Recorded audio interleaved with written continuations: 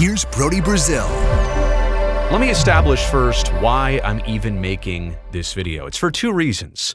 Number one, because generally speaking, I love the NHL. Not every single thing about it, but most things about the league, the sport, its players, its teams, its fans. I'm all in, I'm all for it. And number two, I've been around it for a while, not just as a fan, but now more than 15 years working kind of in and around the league. I generally feel like I know it pretty well, and I know what to expect. So on that note, I'm about to make 5 predictions for the calendar year and the rest of it of 2024, predictions that I don't think are far-fetched, like they are possibilities, but also 5 predictions that would really frustrate me if they actually come true. Number 1, in no particular order here, would be that Chicago wins the draft lottery again.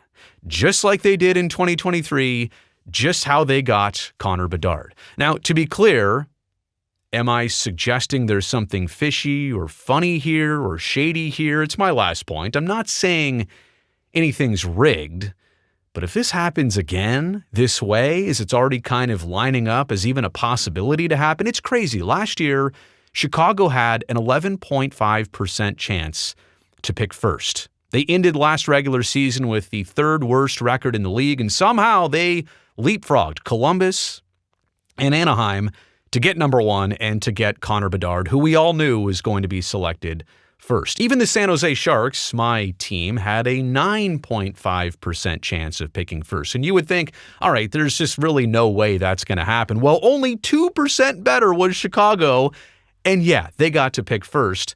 And now with Macklin Celebrini right around the corner, I don't know if it's a guarantee like it was with Bedard that he'll go first, but it certainly seems like that's going to be the case. How crazy would it be that Chicago, within the span of 2 drafts, 2 seasons, get Bedard and Celebrini on the heels, right, of losing their longtime superstars, Patrick Kane and Jonathan Toews? Like, within a year, they lose both of those 2 players, and they get the next generational superstars through the draft, of all things. Now, is this a benefit of being an original 6 team, one of the NHL's favorites that might be struggling right now? I don't know. You can speculate all you want, but they're having another bad year, and they're lining up to be one of the bottom teams in the league. They're going to have a significant chance. I'll circle back and say, this is not rigged. I'm not officially saying that, but this might be my prediction right now that if it comes true, I'm going to be pretty frustrated. Here's another one that would really make me upset. If Arizona moves to Salt Lake City, if the Desert Dogs go to Utah, and I'm saying here literally at the end of this season. Let me stop right there. I am not a fan of this. I am not a proponent of this. I do not hope this happens at all.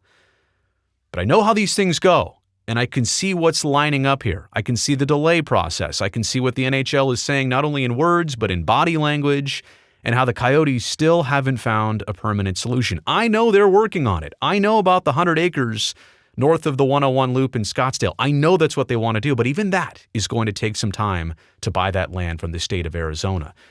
The deal would be like this for the NHL with Phoenix and Arizona. They're going to relocate the Coyotes, hypothetically, this is the prediction, and then guarantee expansion for the Phoenix metro area, but do it once an arena situation is settled out. If the NHL is going to say, well, expansion might take us another 4 to 5 years, and by that point, you will definitely have your own building. It'll be perfect, great location, ready for us to come right back to you. It'll buy time for the arena's approval and construction, all that. In a perfect world, that makes sense.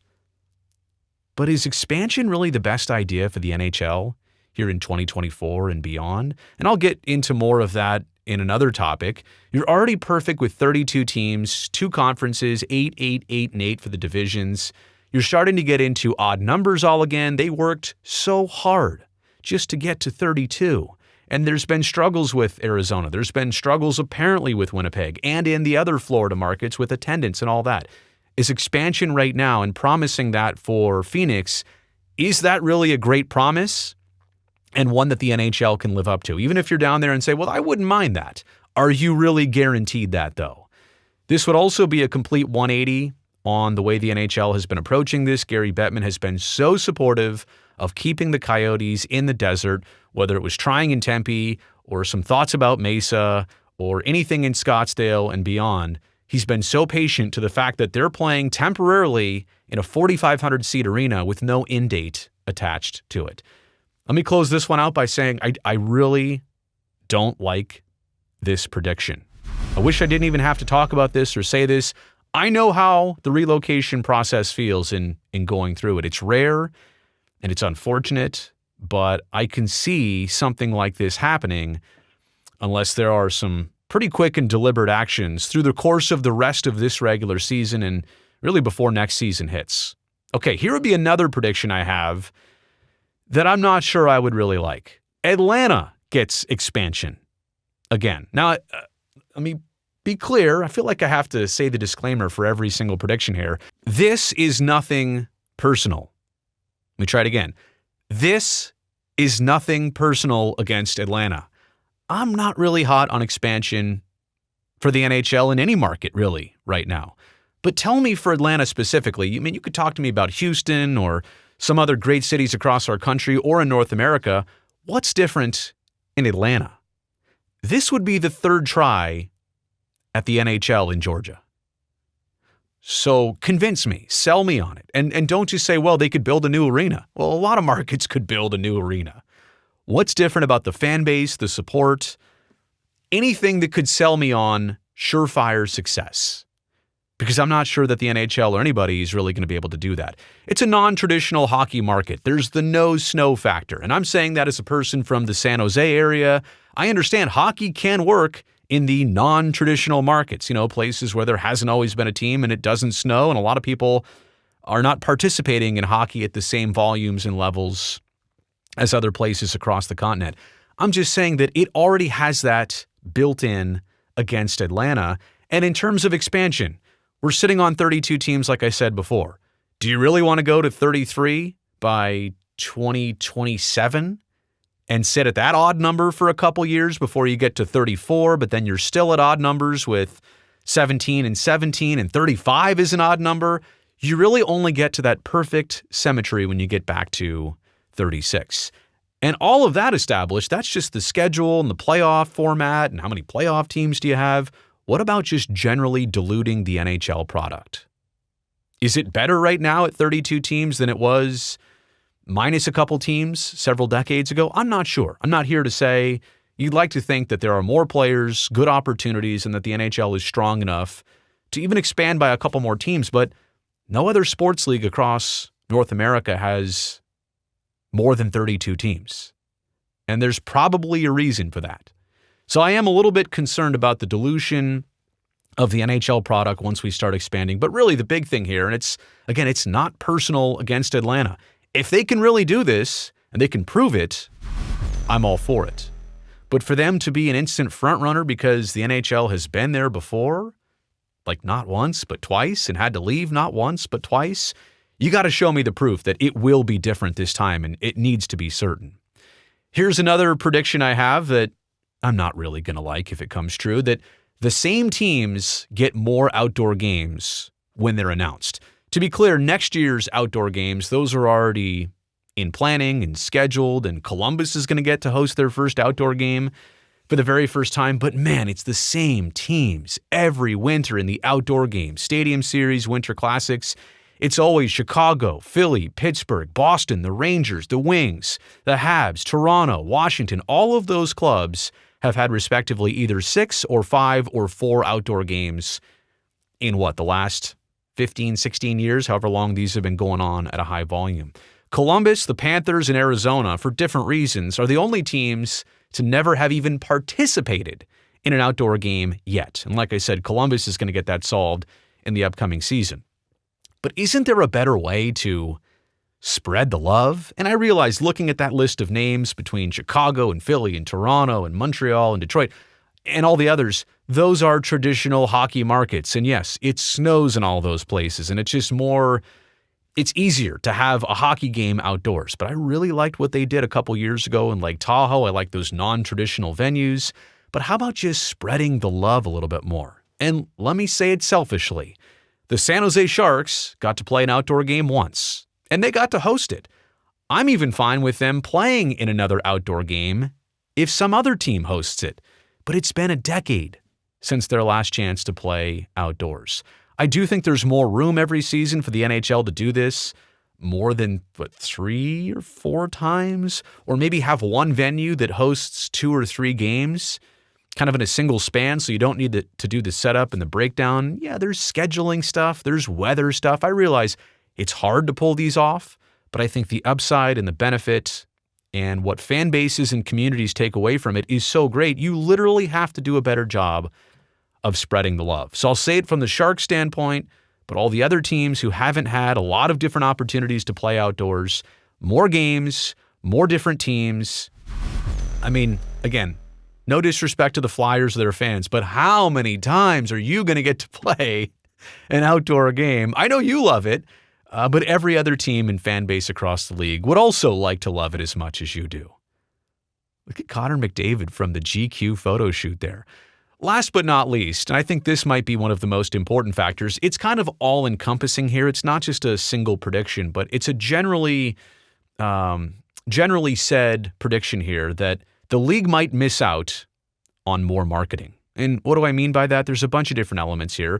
They've done the Frozen Frenzy night, where all 32 teams played. This season, they staggered the start times of puck drops across the league so that you didn't have early games all with first intermissions and no hockey. You could literally, through the national partners, change the channel or watch on one channel as hockey started early and ended late. Early out east, it ended late out west, and you get constant hockey for 5, 6, 7, 8 hours on one night where all 32 teams play in 16 different games. And again, there's that factor of symmetry, right? When you have 32 teams, every team can play a game on the same night. But the Frozen Frenzy, I think, is a good idea. How about that once a month? Maybe on the same night of a week. Maybe brand it a little bit more. Make that a big deal. The NHL has tried it. They've sampled it. Okay, take the next step. Do more with it, but I think they may not for next year. They might miss out on that. I would also really like to see the NHL use their NHL Edge metrics and telemetry in more broadcasts. Now, they've been doing this for several years now where they sew that sensor onto the nameplate, right above the nameplate on the back of jerseys, and that tracks the players and everything that they do on the ice, their speed, and many more things that the NHL can calibrate, but they only really put it on a website, which is advertised and it is mentioned, but how about throw it right on the game broadcast? Now, I work for one of the broadcasters. I'm not saying it's our fault, we don't do enough. I'm saying across the board, the NHL could make it easier for all their partners to provide this information and to make sure that it gets adequately displayed on a regular basis. It's crazy, for example, that baseball and the pitch velocity has been showing on the screen for 25 years now, as long as graphics have been on the screen permanently. But only in recent years do we have the velocity of shots on net be shown on the screen in an instant nature. Hockey is a little bit behind on all the metrics, and now they've started to collect it.